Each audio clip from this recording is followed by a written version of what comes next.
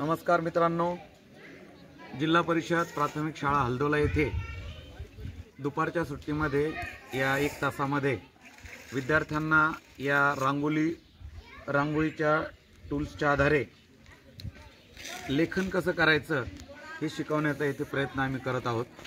आता विद्यार्थी तुम्ही बघत आहात की अगोदर या लेखनासाठी ही जी दंडरेषा आहे अक्षरांची ती एकदम सरळ येणं फार आवश्यक आहे। याच्यासाठी हा जो फळा दिसतोय या फळ्यावर हे विद्यार्थी अशा पद्धतीने प्रॅक्टिस करत आहेत। आता ही जी रेष काढताना या रेषेचा रूल असा आहे की या रेषेचा हा जो अँगल आहे, हा कोन हा 45 अंशाचा झाला पाहिजे। आता बघताय आज पहिलाच दिवस आहे आणि पहिल्या दिवशी विद्यार्थ्यांनी बऱ्यापैकी प्रॅक्टिस केलेली आहे।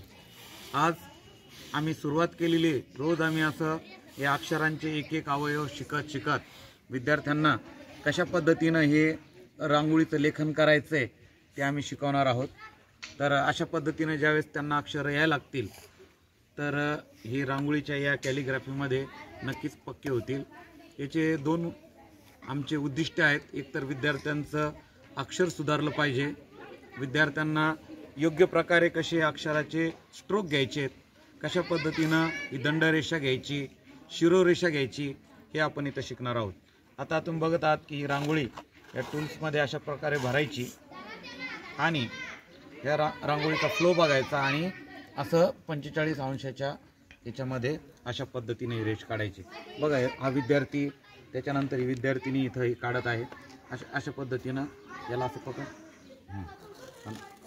असं सरकन ओढायचं। तर मित्रांनो, तुम्ही पण अशी प्रॅक्टिस करा आणि नक्कीच तुमचे या हस्ताक्षर सुधारणार आणि छानसे एका नवीन कला तुम्हाला शिकायला मिळणार आहे।